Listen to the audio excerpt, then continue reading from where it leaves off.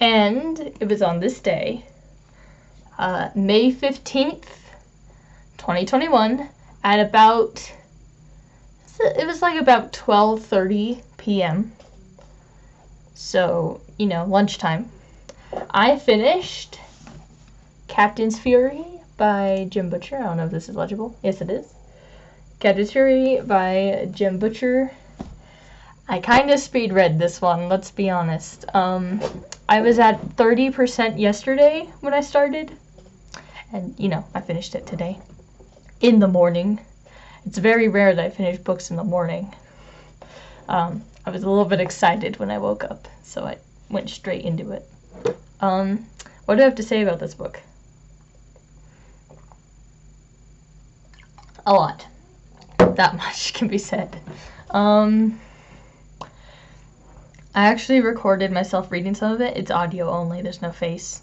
But it was good. It was really good. So, I'm not even going to begin comparing it to Cursors, because it doesn't. You'll notice literally half of the books are missing. I have all of them on my shelf. Look, I've been rereading scenes a lot, I'll be honest. I've been rereading a lot of scenes. This is getting aside the point. I'm trying to be more organized. Alright, so if we're being more organized. Overall opinion of Captain's Fury. Yes. My overall opinion is yes.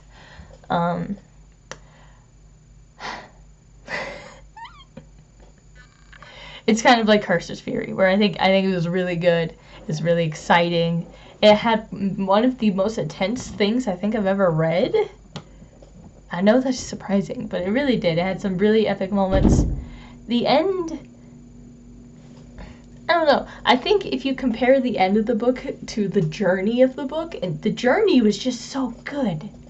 The end was still good, but it was like, man, that journey was awesome. You remember more about the journey. Again, it's not that the end was bad. I'll talk about it in the spoiler section for sure, but there was just such a fun, tense, unique. I think unique is maybe one of the key word. Journey. It didn't go how expected sometimes. I was like, he took the time in this book to introduce new things. And I love that. Anytime there's like new things, he's like building the world. Love it. And there was some world building in this. And there was a few characters that I love. I've had like 2 criticisms in the past on the series, and this book again weakened those criticisms, just like Cursors did. Cursors weakened those. It especially weakened one of them. This book, it continued that path, where the 2 things that I was like critiquing a lot, I can't critique as much about because he's explained it away now. So there's that. But yeah, it was really good. It was very fun, and I ended up speaking through it because I was super excited. For the first time in a while, I can't tell you exactly the last time this happened, but for the first time in a while, I got a little bit too immersed in the book. I don't know if any of you have had that happen to you before, where you'll be reading a book and you're just so deep into the book that you forget about the real world. Like, you forget that you're sitting on a couch reading a book. You're just, it's like you're in the movie that's like viewing it. Like you're in the camera watching it happen. It's that immersive kind of thing. I had that happen in Captain's Fury, and it was good. It was way more intense immersive. Like, it felt like I was like in first person in a video game kind of thing for a bit. I forgot. I didn't even know that I was on the 2nd floor. When I actually like turned the page and it was the next chapter, I looked up and I was like, oh, I'm on the 2nd floor. I thought it was in my room. I had a blank spot, man, and it was great. So, some people might, like, that might sound worrying, but I think if you've had that happen to you before, you get what I mean. It's just that, it pulls you in. It was really good. I really don't know the last time a book did that to me. It's been a while. It's been a long while. I don't remember the last time that happened. I wouldn't be surprised if it happened in Battleground, but I think it would have happened earlier on. I don't think so.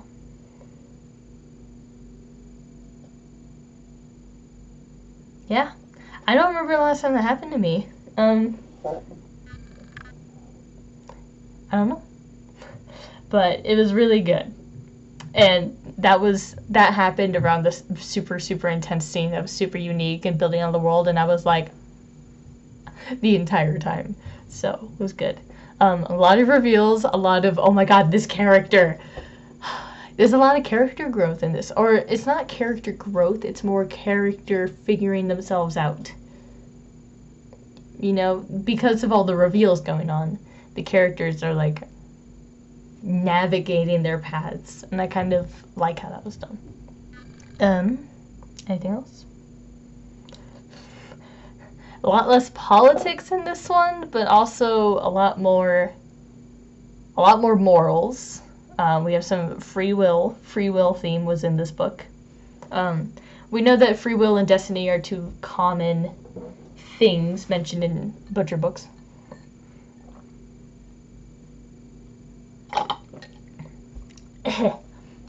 Oh, that was bitter at the end. That was super bitter. So we had some of that in this book. Again, we learned some more about Furies and stuff, and I'm excited. I'm a little bit surprised about something. This is that it's somewhat in spoilers, somewhat not in spoilers section, where I'm talking about, like, future books. So if you know, like, the basics of the series, then you know what I'm talking about. Okay. I'm surprised. I think it was in Academ's Fury? So it's been a few books. It was in Academ's Fury that Gaius or someone. I'm sorry for every name I mispronounce. I'm going to mispronounce all of them. I'm sorry. I think Gaius said that, like, oh, the Icemen are back. Oh, no. The Icemen, they awoke, and they're attacking again. We haven't heard a word about the Icemen since Academ. Not a word. So, and in Captain's Fury, we learned that the Kingdom know the Icemen to an extent. So I thought that was interesting. But the point is that, like, we have not seen no Icemen at all. That was books ago. It's been 4 years. Minimum.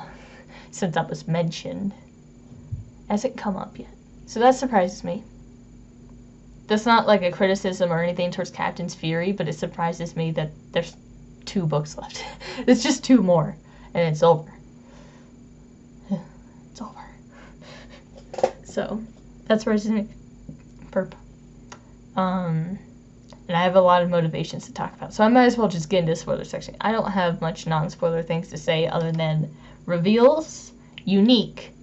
I do think it's unique. I've never read anything like that before. I know that there's a lot of sea journey fiction, fantasy, sea journey fantasy out there. And I believe it. And I'm excited. Robin Hobb. But I haven't been there yet. So this was my first. It was good. There's sea journey fiction, fantasy in this. It's pretty cool. It's really cool. It's really cool. So, unique. A lot of, is he going to do it? Is he going to do it? Is he going to do it? Is he going to do that? There's a lot of that. A lot of it. And then there's a lot of, I didn't think of that. That's brilliant. You know when the characters, i.e. the author, is brilliant and you're just like, oh, that's smart. I didn't think of that. Oh god. And you know when the author does something so smart, they're like, I should have noticed that. Oh, wow. Butcher got me good at the beginning of this book. I was like, oh my god, I should have noticed that. I should have noticed that. I'm an idiot. Because it's so obvious, and you've been reading all 4 books. The same obvious thing has been right in front of your eyes the entire time, and then you finally get it, and you're just like, oh my god, I'm an idiot. I'm full. That happened to me. This book was really good. From the beginning, the very beginning of the book, it was like, boom, here's this conflict, and then it went. It carried you. It was actually smaller than some of the other books too, so it wasn't it wasn't like packed. It wasn't like too much at all. In fact, some of it felt slow even though it's going super fast. It's kind of weird, and I think he did really good on the pacing in this book. Because, again, it's smaller than the previous few books. By quite a bit. I don't know if it's smaller than Furies of Calderon, but it might be. Maybe. So, definitely interesting. But yeah, the conflicts carried through is pretty consistent, but also, again, surprising. It had all of its turns. It had humor. Oh man, it had humor. And that will be my segue into spoilers. Spoilers, giving you a second to leave. Oh, that one was super sweet. Why was one bitter and then one sweet? Okay. My throat.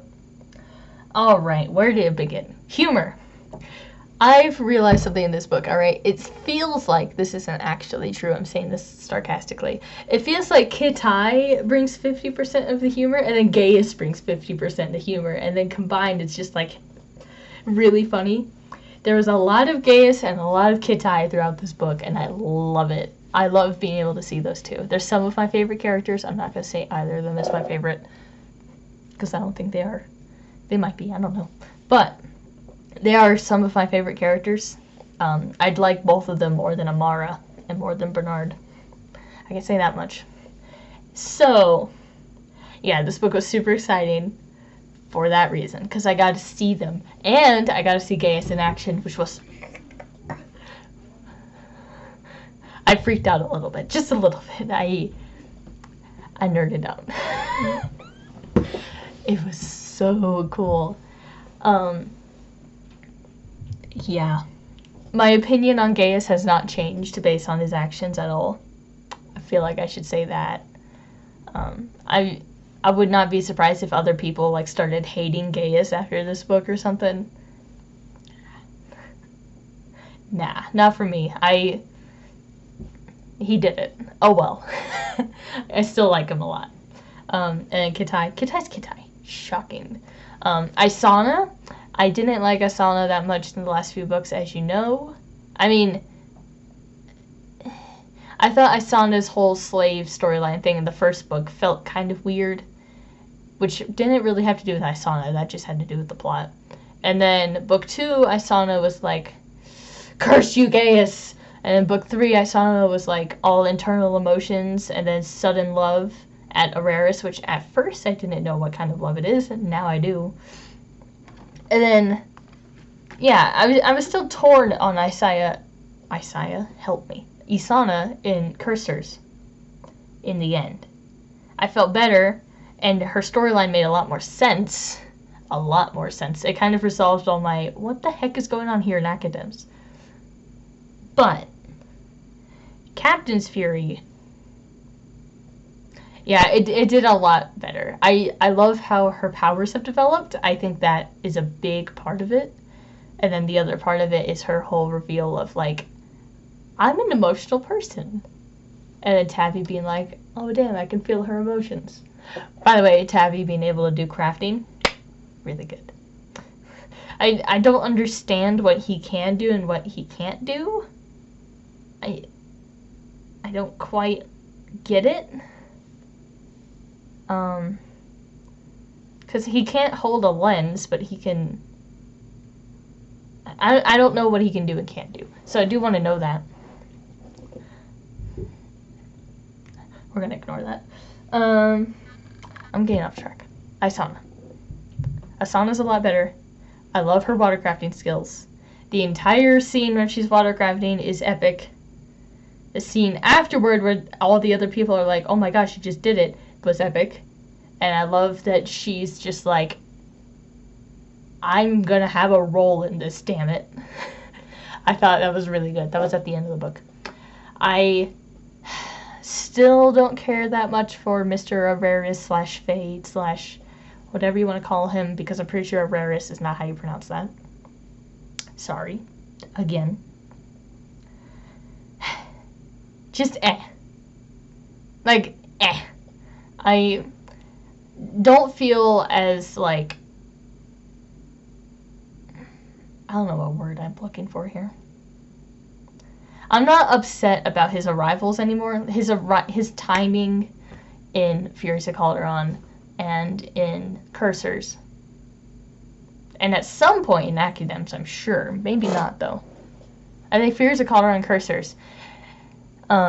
His appearance, I was just like, that timing is, oof. That timing is not, it does not feel natural. It felt like it disrupted the natural flow. It's what I've kind of decided. And I've complained about it a lot, I'll be honest. It's like the one thing I've complained about the series other than Isana. And now Isana is resolved. In this book, he felt natural throughout the entire book. So there's that.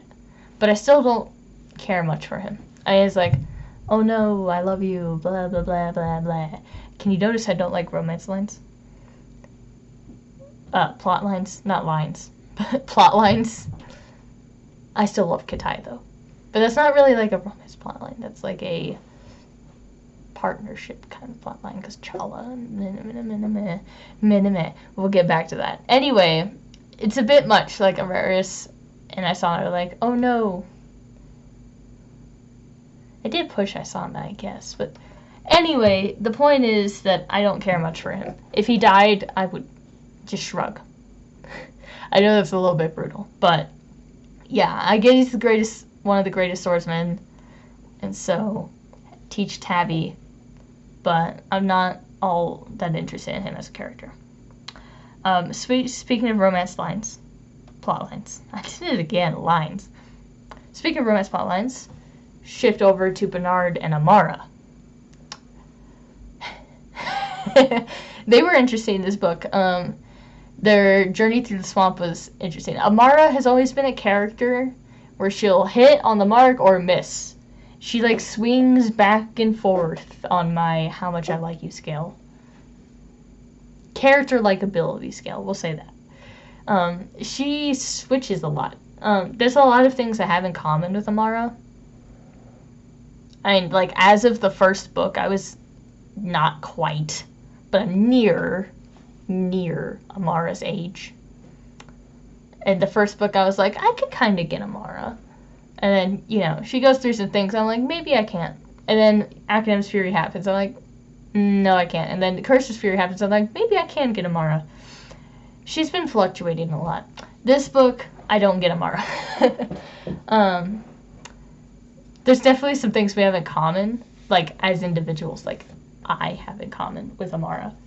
But in the end, I'm not, like, a huge fan of her. I'm not, like, she isn't one of my favorite characters, is my point. She's interesting, definitely. And she has some role. But it feels like she has, like, a significant role. But it almost feels like she's inexperienced to be a cursor sometimes. Is that just me? If you compare, I get Fidelius is a lot older and he has a lot more experience, but if you compare Amara to Fidelius has like a lot going for him as a cursor and an ex-cursor, now that he's not a cursor, which is a weird term because ex-cursory is the term for a current cursor. But it seems like Amara just, all she can do is fly. Like, that was the extent of her ability, like, at the beginning of this book. She flies. So she just carries messages around. Which is kind of the joke, is that the cursors are his messengers. But she's not like a spy. She's not all that powerful. Sure, she has gusts of wind and she can fight, but that was the extent of her ability, was that she could fly. So that came up over and over again, was like how limited her ability is, came up over and over in this book. And it was Bernard doing a lot of the work. So I just noticed it over and over again, and I was like, she's not good spy. She's not good liar. She's not all that big of a creative thinker like Tabby. Tabby's good at coming up with creative solutions. it didn't seem to me that, like, Amara had a lot of significant solutions. She kind of just saw the face of the problem, and she kind of gets, like, overwhelmed by it. I don't know if that makes sense, but I think her youth was coming through a lot throughout the book. She gets intimidated by the problem and can only see the simplest solution. Basically, is what I'm going for here. Yeah, that's what it felt like. Other people might not feel like that, but it's what I noticed. What I noticed a lot. And she does not believe in herself, which is something she and I have in common. Don't believe in herself, but she's a cursor. I'm an everyday, somewhat teenager, almost out of teens. She's a cursor. So, yeah.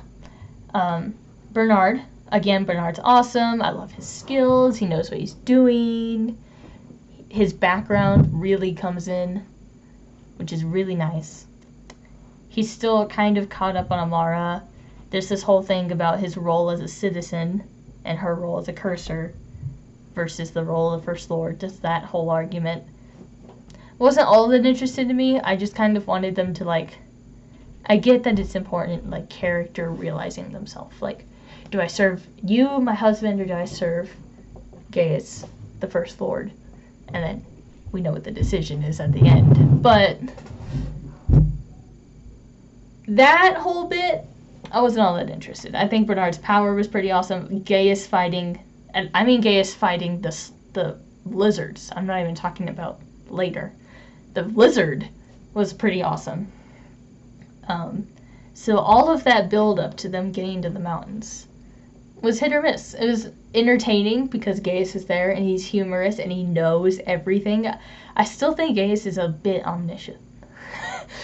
He's not, like, fully omniscient, but he has, like, omniscient tendencies throughout the series. So I don't know why Amara was shocked that it's like, he knows we're married. Like, no shit, he knows you're married. He's omniscient. But anyway, I swear he is. It feels like it. He was holding it together a lot. And then he got sick, and I was like... That's when that part of the book started feeling slow. Was when Gaius got sick, and he was, like, sleeping, and the book started to just not mention him. There were entire chapters where they're, like, dragging Gaius behind him, and it just says Amara Bernard, and he's not even mentioned. We don't know where he is, if he's on the raft floating, or if he's walking with them. For a good long section, his name isn't mentioned, and I have no idea where he is. I don't even know if Bernard and Amara know that he's following them or not, kind of thing. So that's the part that felt slow to me, to explain that. And Bernard and Amara's talks also felt slow to me over time, because, I don't know, they're just Bernard and Amara. Bernard's interesting. He has his points. He got his concussion, which was but yeah. They had a smart idea, which didn't even get them that far. So when they actually did come up with a creative idea, they didn't get far with it. I feel like there had to be some creative thinking ways they could have had on getting through the swamp faster, or getting over land faster. But it just ended up not happening. So, yeah, that's a thought I had. That storyline, for a while, was kind of just especially when that storyline for a while was happening during all of Tavi's crazy stuff happening, right? Tavi's going through all these fun, crazy, adventurous things. He's literally off on an adventure. But these two are just like, what do we do if the First Lord isn't okay? And then, like, talking about where their loyalties lie as they're, like, walking down a trail. The contrast, this was a lot more exciting, so I would go through these so I could reach this. So yeah, that happens in some books. It doesn't make that part bad, it just makes it go more And I'm on Amara, So it just doubled up. Gaius was funny anytime he was talking, but when he stopped talking, it was kind of like... And then Gaius fought. Let's get to that part. Then Gaius was badass. I don't care if he has the same amount of power as a First Lord. I do not care. As a First Lord. As a High Lord. We haven't even seen a High Lord throw down yet. I mean, you know, we saw... I don't even know if we saw Lord Calare or his son, Brancis. I don't know how to say any names of this series.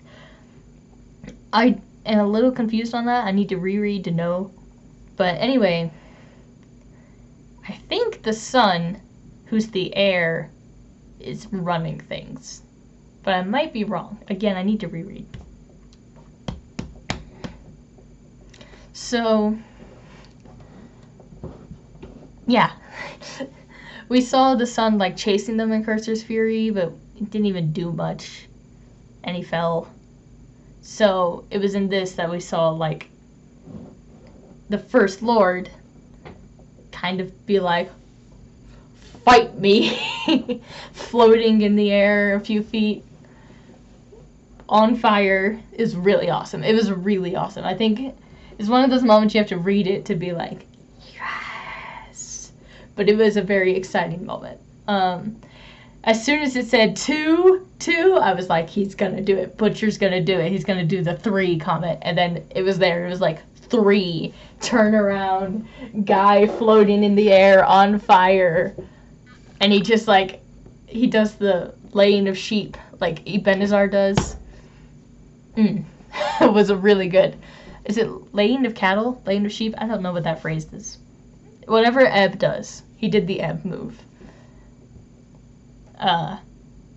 Yeah. It was very interesting. And then the blood pouring out of the eyes.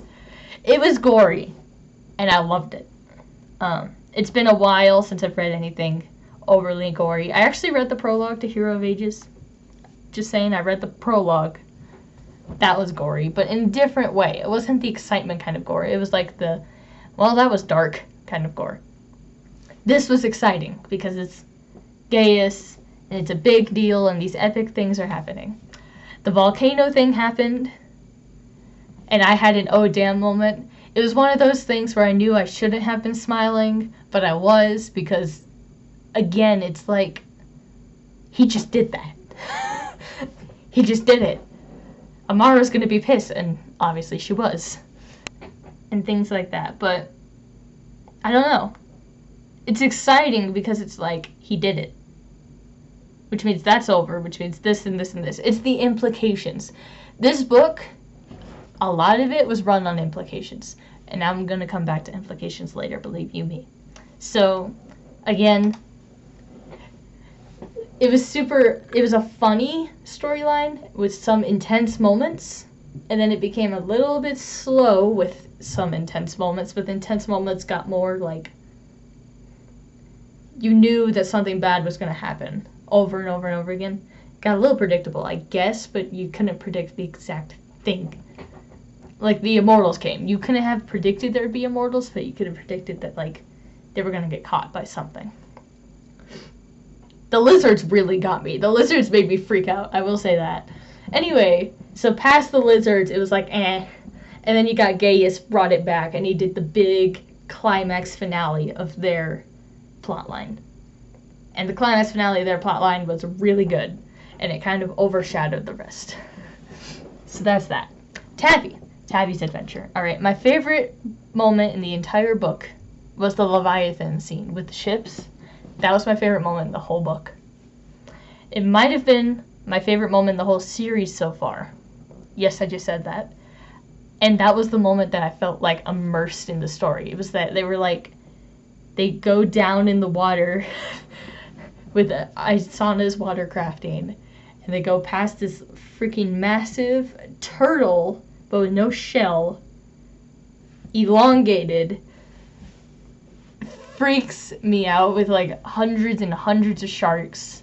They're like going through the ocean. You can see Tabby with like this evil, excited, curious grin. It was really good. It was really good. So that scene, my favorite so far. It was really good. I don't even know how to explain it. I can't. Arnos was annoying. Arnos' assassins were annoying. It was one of those plot lines where you're like, all right, well, you didn't see them die on screen, so they're going to come back. I only thought 2 of them would come back, but like almost all of them came back. That shocked me. I thought that like 2 of them were going to fly away with wind furies. Nope, did not happen. So, Arnos' storyline, how dark Arnos was as a senator, it kind of threw me off. I went with it because that's how the character developed, but he was, I don't know, he felt like a Corp character to me, but worse because he was just like, who cares if dead holders die? He's a senator. You know, he's a senator. Like, I don't feel good about Arnos. I mean, he's a bad guy, obviously, but I don't mean it in that sense. I mean, like, as a character, I don't know if his role or position made all that much sense in the end. Now, a character whose role and position was amazing throughout the entire book was Marcus. Marcus, in quotations.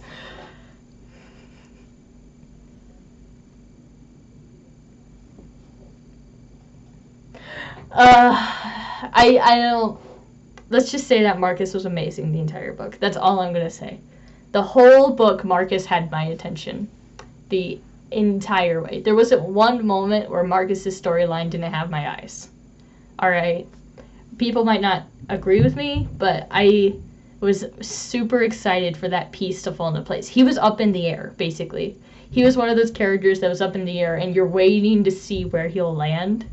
The entire book, you're like, okay, what is he gonna do? What is he gonna do? What is he gonna do? So every time it's his chapter, you're like, okay, what is he gonna do? Is he gonna support this side? Is he gonna do this side? Is he gonna split the difference? Is he gonna be like indifferent? Really good. Had my attention the entire way, and he still does. Going into Princess Fury, I'm gonna be looking out for him. So, Marcus was a really great character in this. Very excited. Marcus in quotations. The House of Faith comment was harsh. That needs to be said. Women are still sassy in this book. Kitai is obviously amazing. I don't think I have to talk about that even more. Demos, some of that world building was with the ship being a Fury. That is awesome. Very small comment. Kanem conversations are still super interesting, and Kanem interactions are still super interesting. I love how the Marat are like with Tavi. Octavian. I should have noticed that. I'm so upset I didn't get that. Like Tavi. Octavian. Octavian. I don't even know how you say that word. That's gonna... I'm ranting. I'm sorry. I was gonna try to organize this one and then I didn't. Yawn. That was loud. What was that? I think someone dropped something upstairs. Just the entire plot line from Tavi's reveal to Cyril. Cyril. I can't say his single name. Cyril. L. Help me. Ill. From the reveal to him to through the entire journey, like on the ship, and then like inside the city with the girls giggling, very funny, girls giggling, and then the prison escape, and then him like trying to like get Varg to shut up, and then the journey back, all the conversation on the journey back, and the training on the journey back, and then they make it to the city. All of that, the entire ship journey was really good. I loved it. Carried the book. I thought it was really amazing. It was the most entertaining part to me as a whole, was that entire bit. There's the part where Tavi is a captain trying to outsmart the senator. I liked that the senator won that exchange. Like, Tavi got put away in jail. And then the Cyril thing happened. You're like, this is getting exciting. I liked that it superseded my expectations there.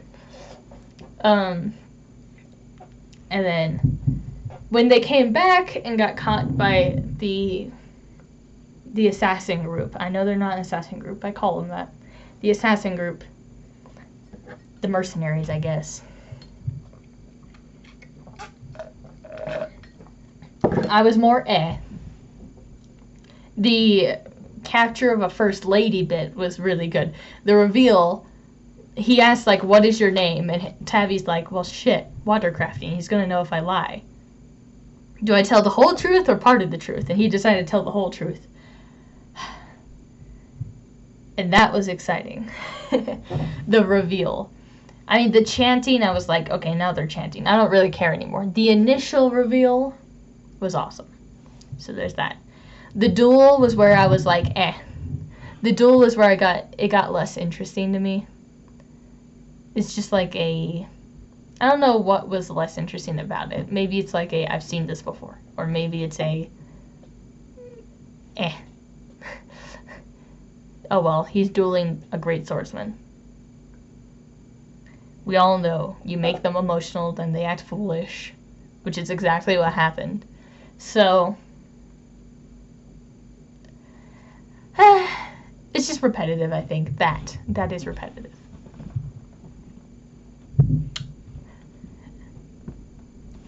This chunk, really good. The opening led up to this perfectly. I think the opening was really good, and that entire middle bit was good. And then the end fell down a bit, but the end was coming off of this.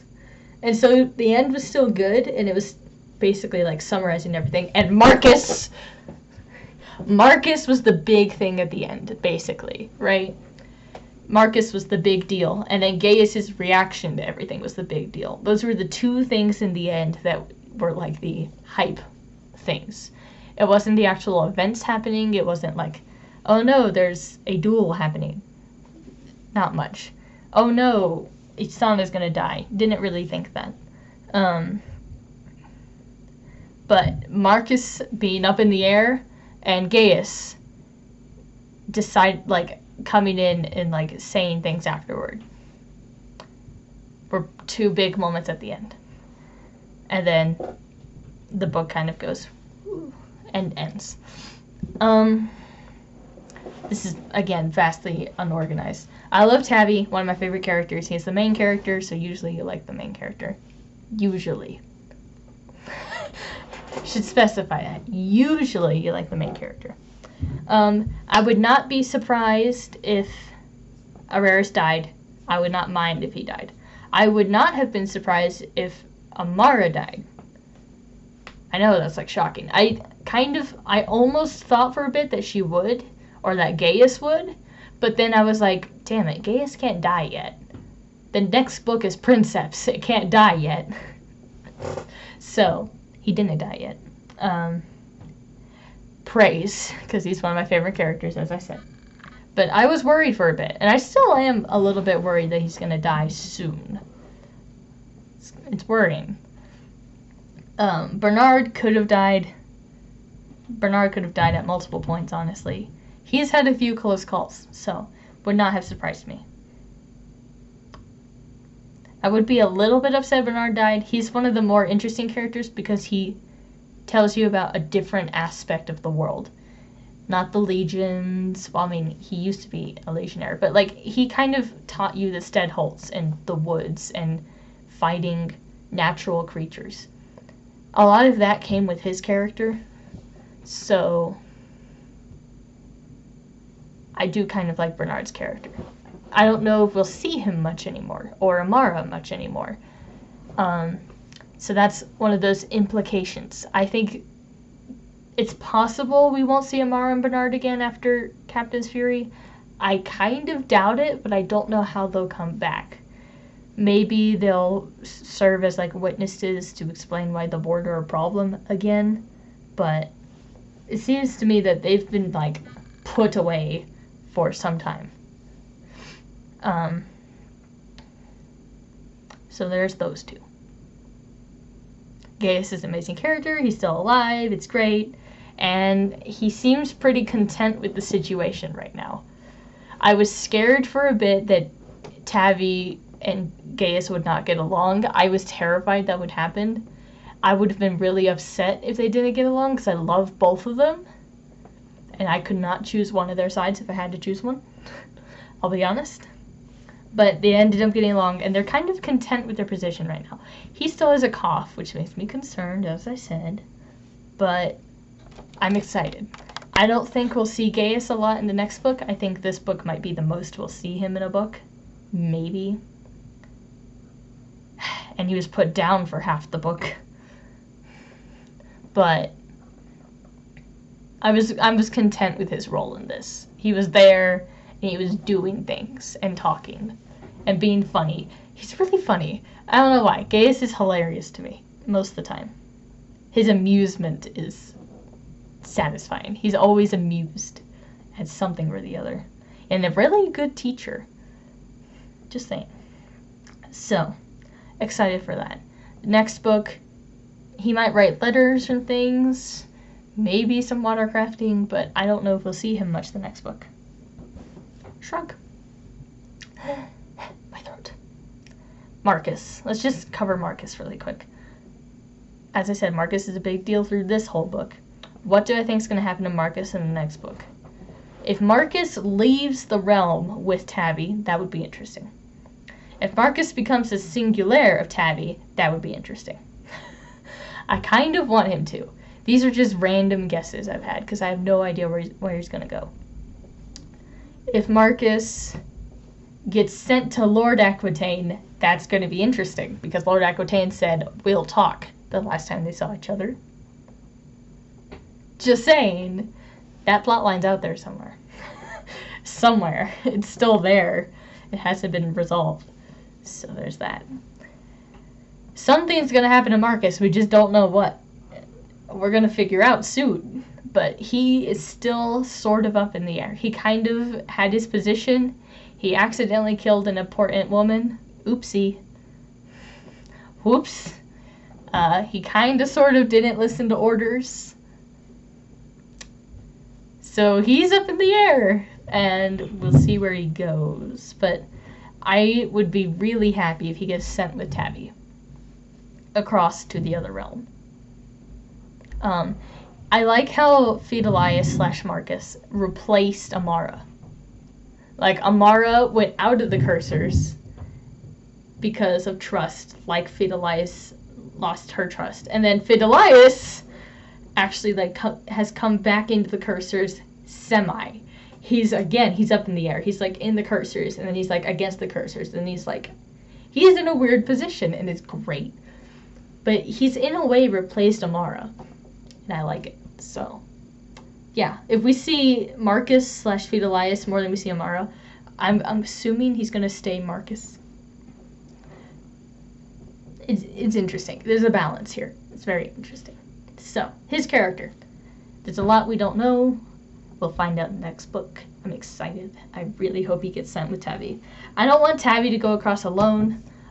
I'm like 90% sure Kitai is going to go with Tabby, but you know, I'm curious who gets sent with him. Help. So that covers that. Covered those two. Covered those two. Covered him. Aaron. It was just this book that I realized, like, how old Aaron has gotten. He works with a lot of criminals, is what we've learned. He, like, knows a lot about criminals and, like, how to work with them and understand individuals kind of thing. Really good at, like, working with the money. Kind of. Very interesting. So, he's a cursor that I kind of want to know more about. Max and Crassus, They're the characters that are just going to fly over my head most of the time. That happens in some books. Characters that a lot of people like, I'm just like... same thing happened with Thomas in Dress and Files. Thomas was like, to me, but other people are like, oh my god, Thomas! So, it happens. And finally, Tabby. Both Tabby and Gaius have knowledge, right? And we all know that Tabby and Gaius have knowledge. And Marcus has knowledge. Mainly Tabby and Gaius. Tabby and Gaius have knowledge that hasn't been applied yet. We know that Gaius knows almost everything by now. Like, he knows most everything. We don't quite know his opinion on most matters, but his opinions are like lying out there. Like, we're waiting to learn about it. So that, all of that is interesting. It kind of got cleared up what he thought about Bernard and Amara. He was like, go be yourselves, basically, in the end. He kind of felt shame, though, you know.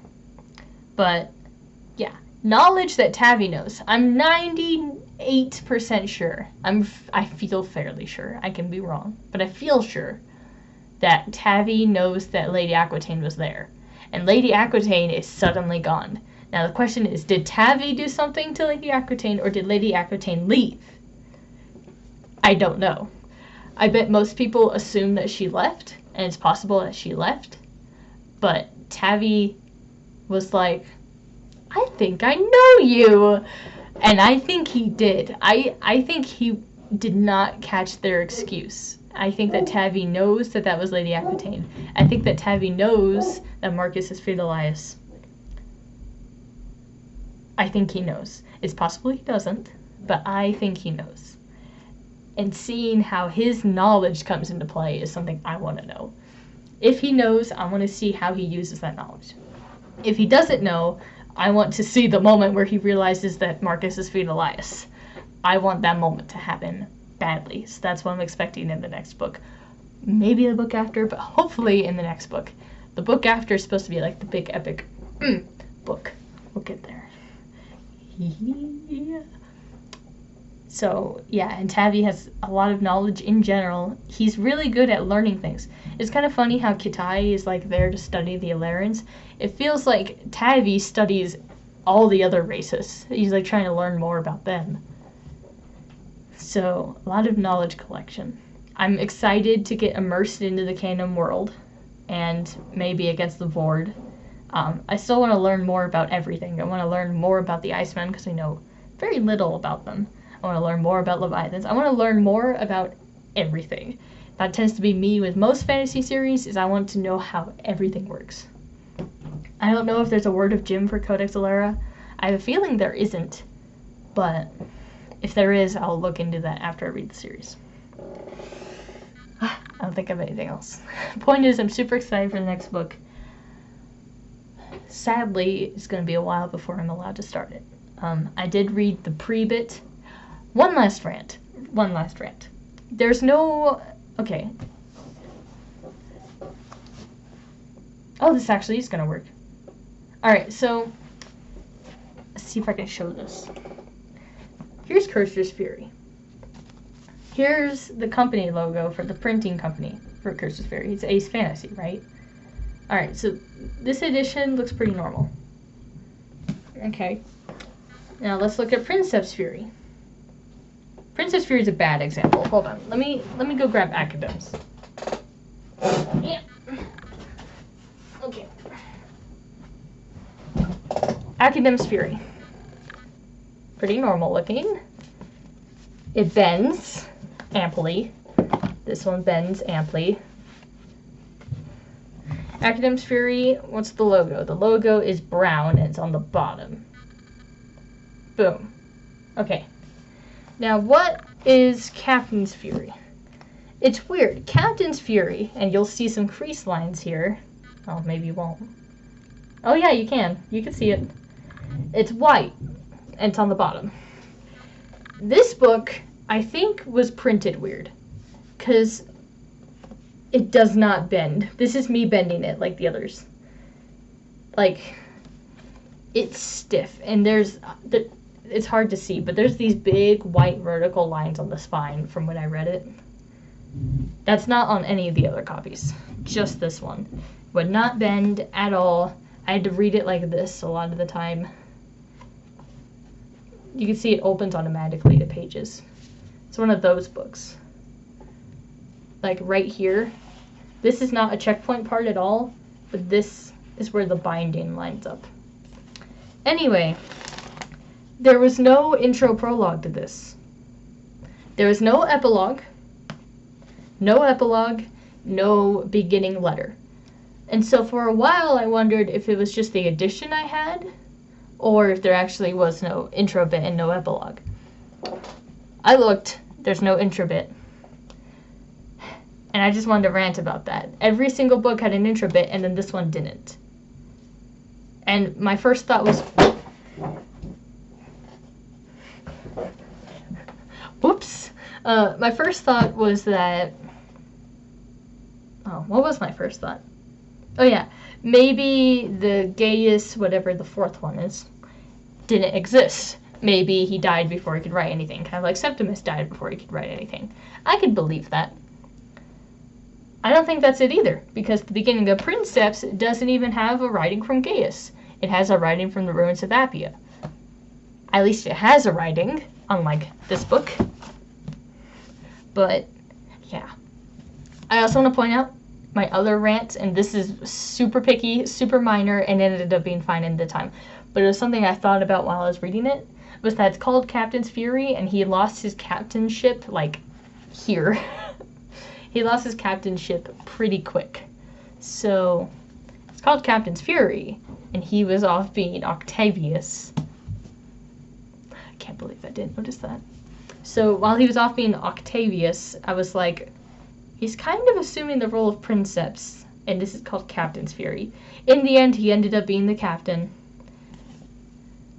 Something I wondered if it would happen is he'd become the captain of a ship. I thought that would have been brilliant. Butcher didn't go that way. But if he started as the captain of a legion and then became the captain of a ship during his journey, I thought that would have been a brilliant trick. It was like, oh, you think he's a captain? No, he's a captain. It didn't happen, but I thought that was like a possibility, and I looked forward to that for a bit. It didn't happen, which is fine. I thought it still played out well. But he wasn't a captain for the majority of the book because he's arrested. So it was like, Captain's Fury? And the next one is Princeps Fury. We'll see how long he's the Princeps. And then it's called First Lord's Fury, which is going to be like,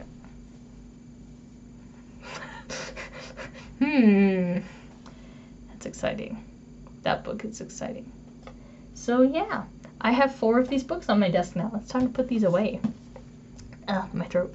Help me. And there were firehounds. Just saying, the cover was correct. The cover was correct for Cursor's Fury. The cover was correct for this. This never happened. I don't know what is going on with this cover. I do not remember hands coming out of walls at any point. There were no hands coming out of walls.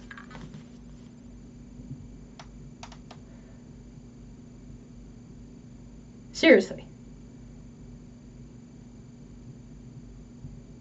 I don't think there were any hands coming out of walls at any point. So, unless I'm stupid and I'm forgetting it, yeah, this happened. There are firehounds. It wasn't the most, like, important part in the book. I would have had, like, Leviathans on the cover. It would have been awesome. But oh well, that's the cover maker's choice. Yeah, that's all I have to say. It was really good. I know I probably harped a lot in this video, but I don't know how to convey a lot of the moments. A lot of it was like, he just did that. What does that mean for later? Like, if he does this, then will this character retaliate? Like, it was a lot of that. It's a lot of, is he about to do what I think he's about to do? He just did it. He did it. And then there's a lot of, oh my god, yes, yes! It starts turning pages in excitement. There was a lot of those things, so it gets easy to get carried away. And then there's a lot of super intense moments. Just intense. The Leviathans were super intense. So, super intense to me. That was epic. Very epic. Very exciting. Very immersive. And it's gonna hang on me for a few days. Just like some of the scenes in Cursors hung on me for a few days. I think Captain's Fury has more moments that are gonna like stick in my head than Cursors did, for sure.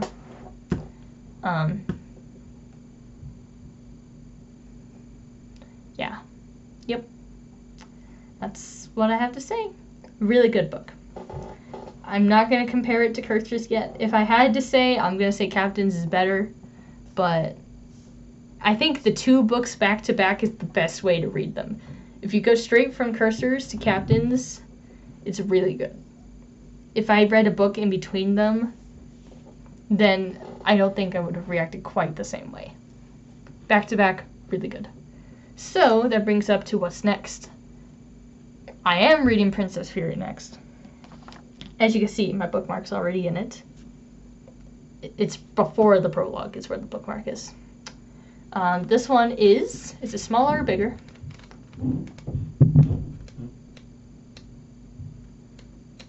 It is barely smaller by a page. Literally 1 page smaller than Captain's Fury.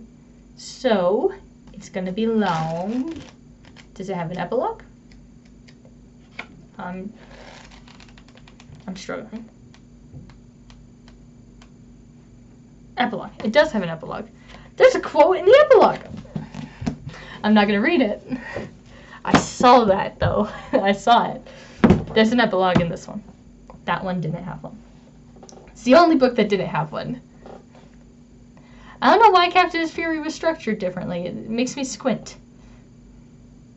But, anyway. Princess Fury is next, but I'm not starting it yet. I read the quotes on Appia. The Appia quotes at the beginning. But I'm not going beyond that until Monday. Today is Saturday the 15th. I'm not starting this until Monday, at least after 4 p.m. I might actually just have a nap at that time because I would have taken an AP exam for 3 hours. I might just want to not. But it's also possible that I'm like, ew, math, let's read. Happens sometimes. So, Monday is when I'll be allowed to read this. And then the goal is to finish Princess Fury and First Lord's Fury, which is down here in red. It's that one right there. Boop, boop, boop. Finish both of these books by the Wednesday after this coming Wednesday. So it's Saturday. There's the Wednesday this week. The Wednesday after this week is the day that I want to finish the last book. I might need to drag it out if this ends up starting to go, like, over a day. Kind of like how Captains did. I finished Captains in 2.5 days. But I stopped at 20% on purpose the first day. The second day, I was like, oops, and I went from 20% to, God, where did I even stop? I think I stopped at 80%. I was going to stop at 75, and then I read an extra 2 chapters. So I got to 79%, if I remember right. So I went from 20% to 79% in a day, and then this morning I couldn't put the book down. I told myself I would, and I didn't. I kept reading. Whoopsie. Whoops. It's fun. It's a good book. So if this happens again with Princess Fury and it goes by in a day, I'm going to I would have to pace myself on First Lord's Fury. Because I want to finish it on that day. I don't care if I don't turn the final page until that day. Like, I can legit not know the final sentence of the series for a few days and then read it on the last day. Whatever. But I'm going to time it so that happens. After I finish First Lord's Fury on the 26th of May, I don't know what's next. I'm not going to read anything that night because that's my chill day. I don't want to start like Hero of Ages or anything during that. I want to sit on this series for that day and just remember how amazing a journey it is, because this series has really been a journey. It's been really good. I love how the world's built. It's been really good. It kind of scares me to know the end is coming up. Butcher has said in the past that he has parts where he could go back, but he doesn't think he will go back initially. So I know the end is coming up. It's been a while since I reached the end of something. Because obviously Dresden isn't over yet.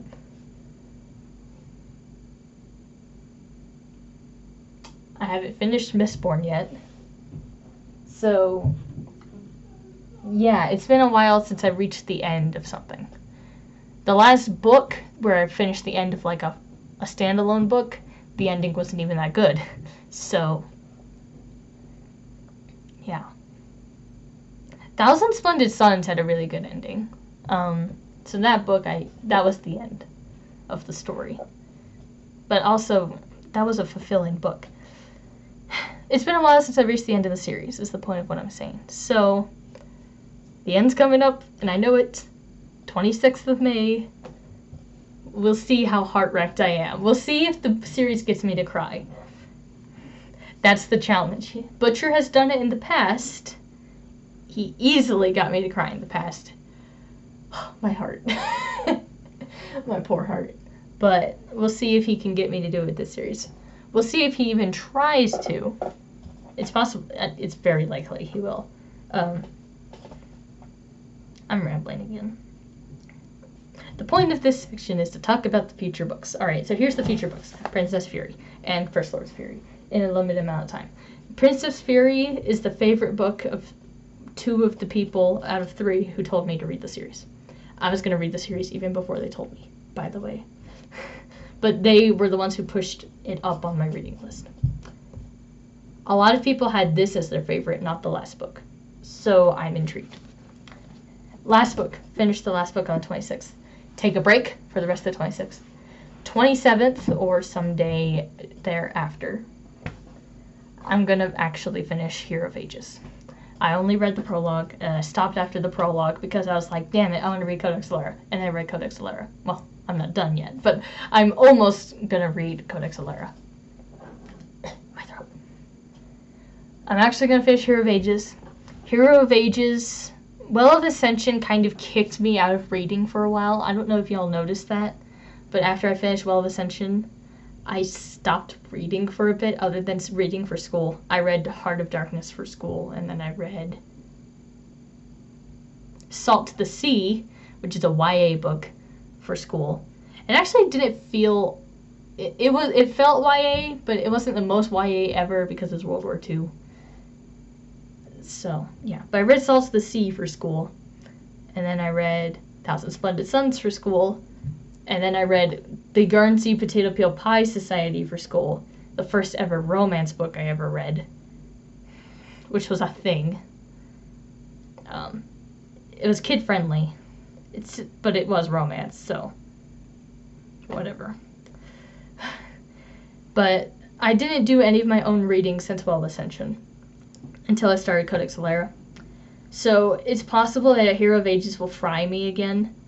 It's such tiny text. It's super tiny text. I don't know if I showed you guys, but these copies have super tiny text, and it's super tiny books with tiny text, and so you're like reading all these pages, and they are long. Like, they're long and they're tiny text. So it hammers your brain a bit, is what I noticed. They go on and on and on. I'm a fast reader, but that series can go a while before you finish the book. There'll be times where I try to like get a lot through, and then my brain is just like, alright, you've already taken a lot of information in. So that happens, which is fine. So that's my warning. I am going to read Hero of Ages next, but I have no idea how long it'll take me. The ending is supposed to be like super, super, super, super, super epic Sanderlanche. Hopefully it's better than the other 2 books. Everyone, even the people who agree with me that they didn't like Well of Ascension, everyone says that the last book's good. So I'm really hoping I like the last book. I don't really have doubts that I won't, but I'm like worried that I won't agree. It's a worry I have. But we'll see. The prologue was definitely an interesting way to start. The characters are kind of scattered right now. That's the other reason I'm scared of reading Hero of Ages, is that the characters are scattered. I don't know where any of them are on my radar. The list of how much I liked characters has like switched around so much due to Well of Ascension that I don't know what I think anymore. So, yeah. It'll be interesting when I hit Hero of Ages. I'll probably do like a midway or a third of the way or a fourth of the way update thing on my opinion of Hero of Ages early on, and then we'll do my opinion after I finish the book.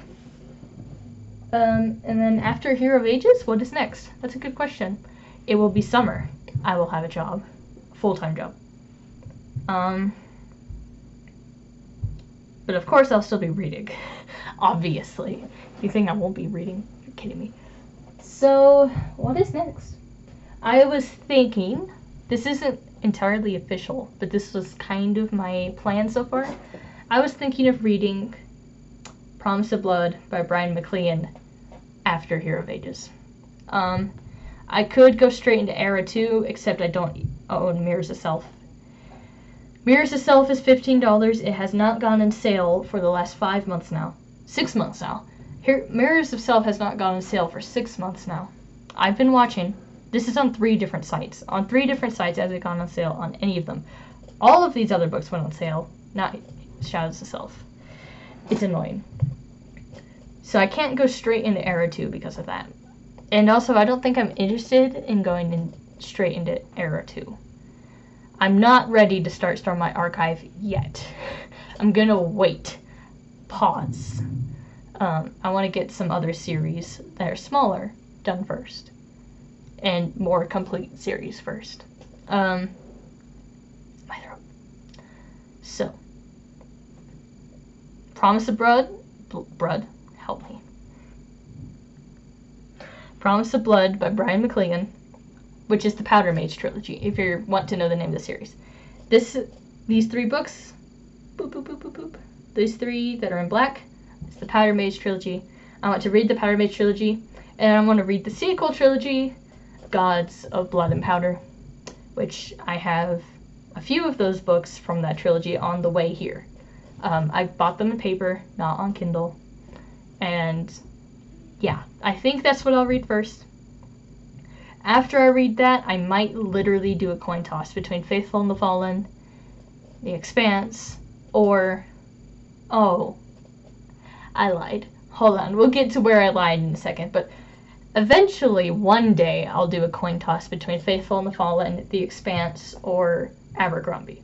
We'll see which one I do first. I'm going to read First Law first for Abercrombie. So, First Law, Faithful and the Fallen, or The Expanse. Sci-fi, high fantasy, grimdark. We'll see where I land. I haven't read grimdark officially yet. Technically, I'm going to add a technically there, because I've read some dark things. But I haven't read my first grimdark yet. And I've been looking forward to it, so. Grimdark, yes. And then after whichever the coin toss I go, if I don't do The Expanse, if I do Faithful and Fallen, or if I do First Law, then I'm probably going to read Sun Eater after that. Sun Eater's an incomplete series, but it would be my first space opera, and I'm kind of excited for that. So, we have a weird pattern going on here. But there's something I omitted. If we move all of that back. Review. Princeps. First Law. Oh my god, I'm tired. Review. Princess Fury. First Lord's Fury. Finish Codex Alera. Hero of Ages. Finish Mistborn. Era 1 of Mistborn. Next. What would be after Era 1 of Mistborn? Well, that's the thing. After I finish Era 1 of Mistborn, it's either gonna be Powder Mage, or I'm gonna finish Journeyer, because I forgot that I haven't finished Journeyer yet. And it's been a while since I returned to Journeyer. What I might do the 2 chapters of Journeyer, read a book, 2 chapters of Journeyer, read a book. Because the chapters of Journeyer, if you don't know, chapters of Journeyer are like this big each. It is a huge book. It's big. It's the biggest book I'll have ever read for a long time. Like, a long time. Because I don't read Stephen King, thank you very much. So, I don't know how I'm going to do Journeyer. I definitely want to finish it. I'm excited to get back to it. I kind of just forgot I had it for a minute. I have to finish Journeyer before the end of the summer. Like, I have to finish it before the end of the summer. So, we'll see. I might do the split chapters again and then do a reaction every chapter I finish. Because they are big chapters. They're like mini books. They're like a novella each chapter is what it feels like to me. Or I can just sit down and tough through the rest. There's a lot of it left. There's a lot of it left.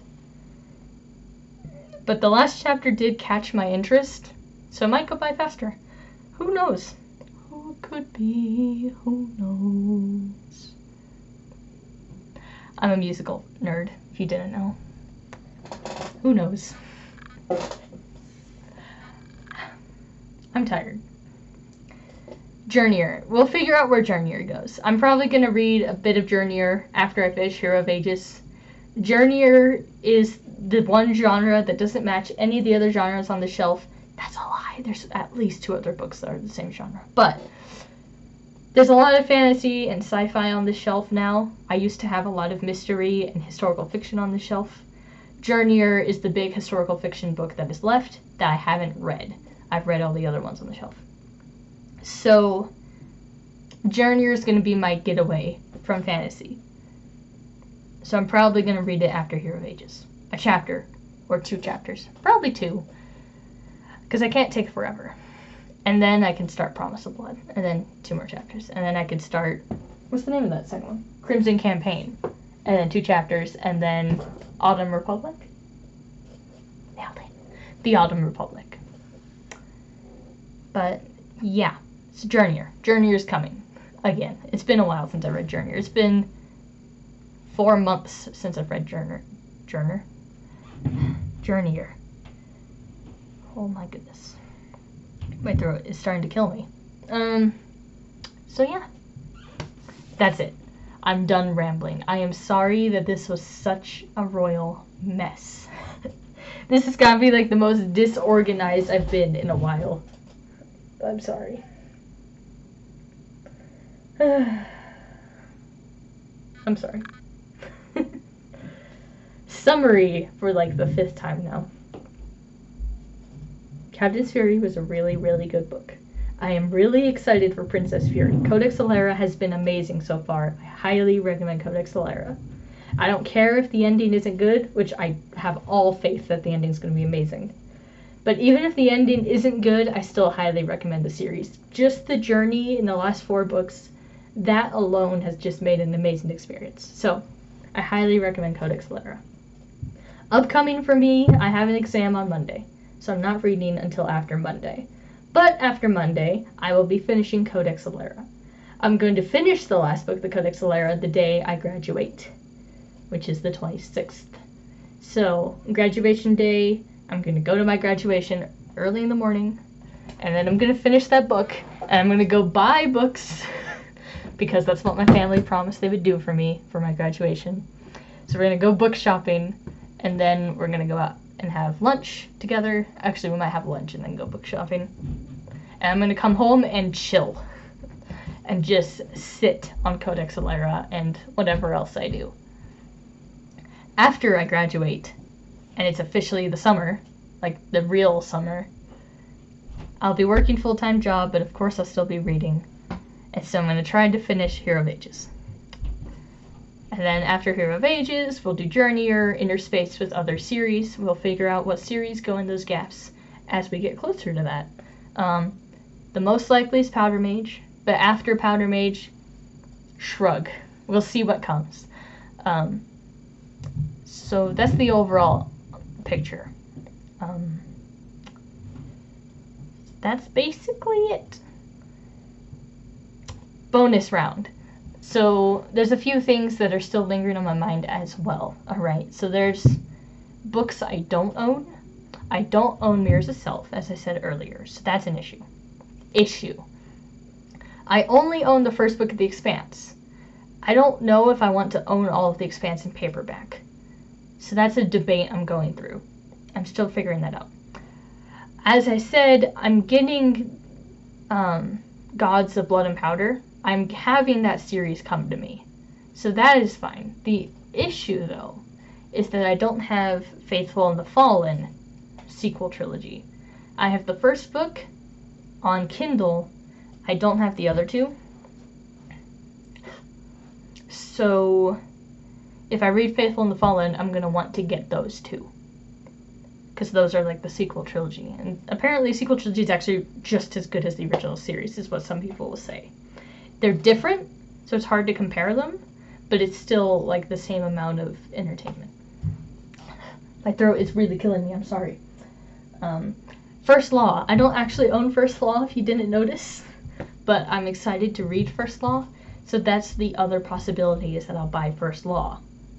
But I have to buy First Law before I can read it. So if I decide that I do want to read First Law, I'm going to have to go get those books. So that's the other issue. I actually have The Blade itself on Kindle, but I want that series in paperback, for sure. I know I do. So, yeah. The last thing is getting the third book of the Sun Eater. I already said it. Sun Eater trilogy. It's not a trilogy. Sun Eater series. I always fall for that. There's only 3 books out yet, but the 4th book is like somewhat coming. I don't quite know what the deal with the 4th book is. I haven't been keeping a close watch, but the 4th book's cover has been revealed, so it's coming somewhat soon if the cover's been revealed. Anyway, what I'm saying is the 3rd book of Sun Eater, it will have the mass market paperback this July, so when the mass market paperback comes out, that might be when I get to that series. I don't want to buy it in hardcover. I mean, I get that if in the long run, having the hardcover, then you can sell the hardcovers for money. No, I'm just going to get the paperback. It'll be fine. $10 for a paperback? It's not bad. It's not good. It's not a great price, but it's not bad. So, that series might have to wait. And then there's one other thing. Oh yeah, and there's a few books, there's a few authors that are up in the air for me. So, per instance, is, what's his first name? Oh, it's his last name, I didn't know. Alastair Reynolds. I have a standalone by Alastair Reynolds right there, but he has a series. If I like the standalone, then I might buy the series. We will see.